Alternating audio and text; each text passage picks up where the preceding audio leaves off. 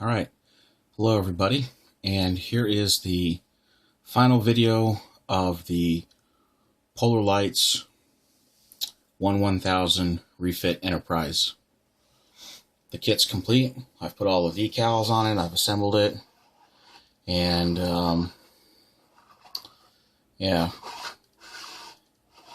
I thought I'd show you some of the work came out on it. The bridge decals were a little difficult to work with. The squares were pretty easy to just cut those off of the saucer decals, and I ended up going with like those lights there and the phaser banks, putting those on the decals on versus painting them, because they just looked a lot better than I could do with a paintbrush.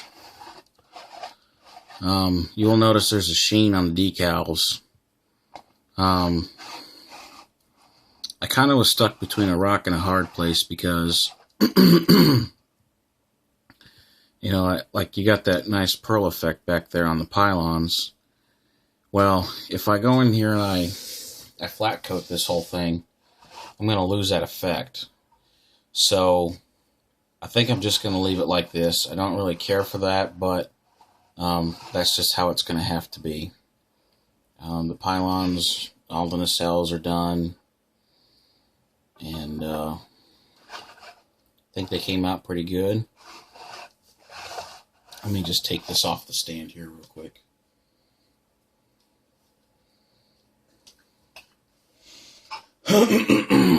Here's how the underside turned out. That pearl is just absolutely amazing to work with. There were a couple of decals that were supposed to go along here that I forgot, but you know, it still looks okay. And it's weird because on camera this all looks yellow, but it's, I don't know, it must be something the camera's doing, but I promise you that it's not how it really looks. Here is my, let me see if I can focus on that. My little brick pattern on the nacelles. And you know, I didn't really show the pylons off a lot, you know, as far as how they came out. So that's how that looks. And even the back of it came out pretty good. So I'm pretty happy with the kit. It looks really, really nice. It's a lot bigger than what I thought it was going to be. And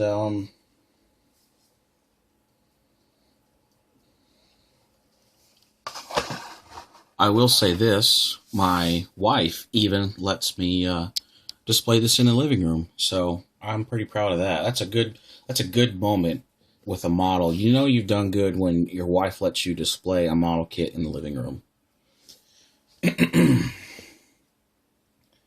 Overall, the build part of it was very, very easy to do. The ship was very quick to assemble.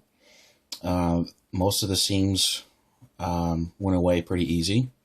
Of course, the paint was the longest part of this entire build. But I really like the way that it worked, and because it worked so well, that's how I'm going to do my 1350 when I get around to doing it.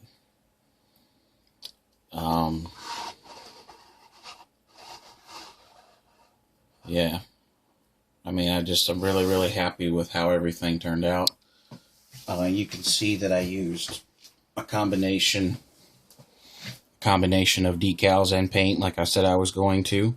Some of the decals were really, really difficult to work with. Some were incredibly easy. But for the most part, this was a very fun little project to do. And I'm very happy with the way that it turned out. There's things I could have done better. The paint was very interesting to work with because it was lacquer. However, it was airbrush ready, so I could shoot it straight out of the brush, so that was nice. I did use my new Pache, I think's what it's called, airbrush, and that thing worked great. I will say this though, if you do use this paint, you got to watch it. You got to really watch it with the coats, because if you put on one big coat I think you saw in one of my first videos that I had the gold peel up, and you got to watch that, because if you do it too strong, it will peel on you. And I also found that in using that lacquer paint, I pretty much pulled these masks up immediately after I was done airbrushing. I think the longest the ship sat was probably for it probably sat for 10 minutes at the most, before the mask came up, because the way that the paint comes out, it's kind of got a texture to it, and it just, the longer it sat and the more the paint cured, the more of the detail would pull up. Not necessarily the underlying paint, but the effect you're trying to get when doing the Aztecing. That would the edges would pull up with the tape the longer you let it set. So instead of having, a clear image like what you've got there, you would get something very, very feathered, or part of it would go away, or the whole thing would disappear on you.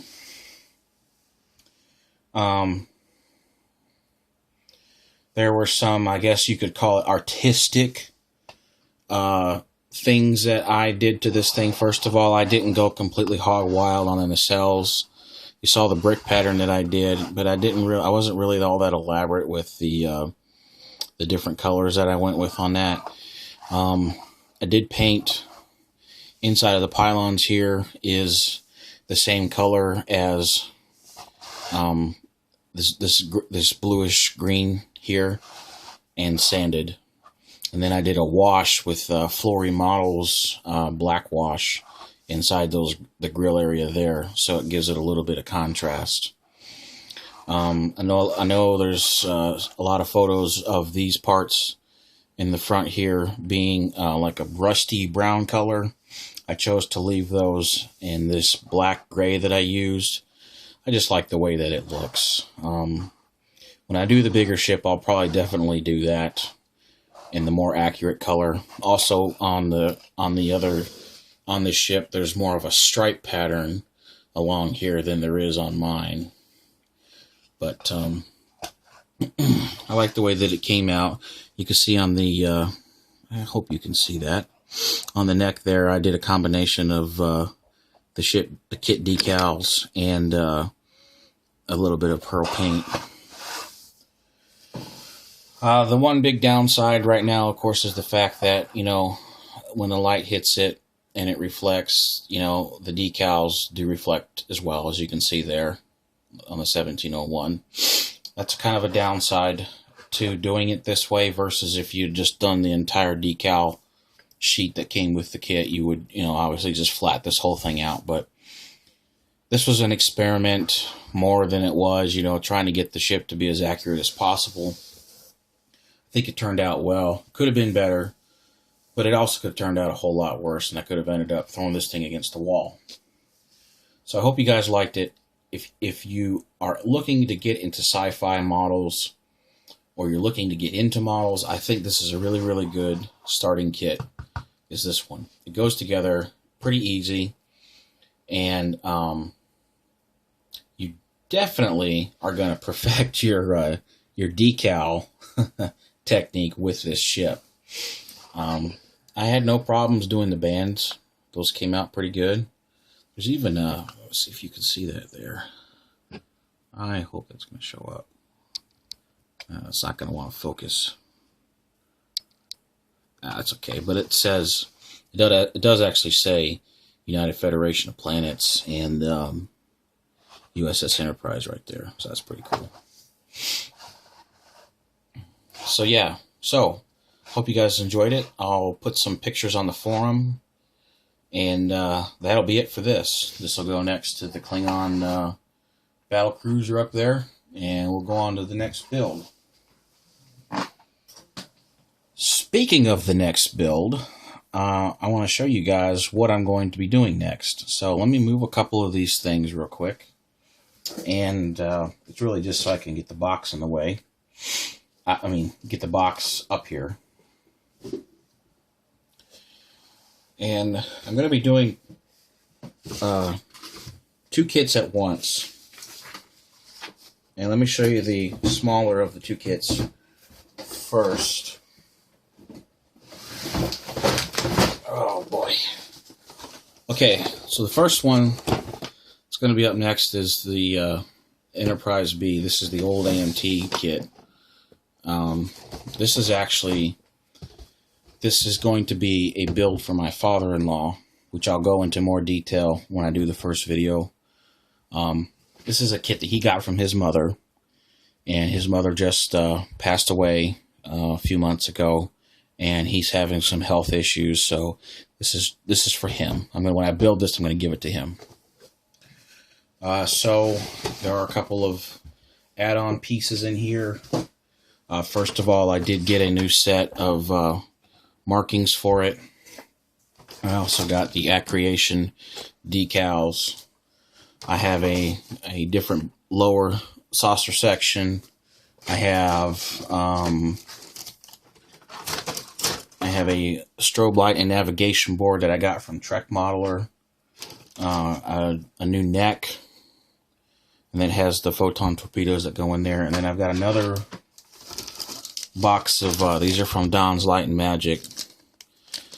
There's the rear torpedoes, there's parts of the Bassard, there's a lighted bridge, and then there's some other parts in here. So that's all going to be going on this ship. And it's going to be lit, and I know it's a 1/1000 scale, but I'm going to light it because it's going to be for him.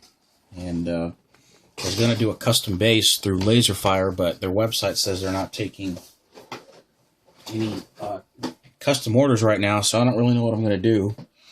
By the way, if anybody does know what's up with that, I would really like to know. The second kit that I'm going to be doing at the same time, oh boy, is, if I can get it up here. Excuse me, the top fell off as I was trying to pull this thing up here.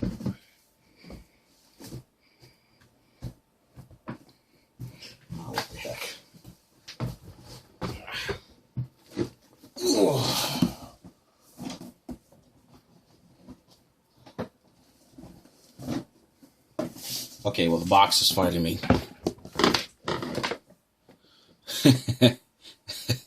Oh boy, this is a monster. But this is the brand new Polar Lights original series 1701. The big 1/350th scale ship. So I'm going to be doing that at the same time. Going to pretty much just build it straight out of the box. I did not get the photo etch. Didn't get the photo etch for it. But I did go, and I wanted to try it out. I did purchase the lighting kit for it. And it looks really, really, really nice. So we're gonna do this as well. I'm gonna do both at the same time. So some weeks will be the Enterprise B, some weeks will be this. By the way, if you guys want like an out-of-box review on these things, let me know, because I'm not really sure if people like that thing or not. But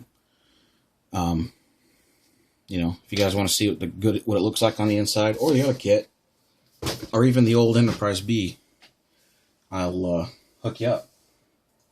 So, I'll leave you again with this. And I guess that's going to do that for this video. Again, I enjoyed the build a lot. I would definitely do another one. So, thanks a lot, guys. And see you at the next video.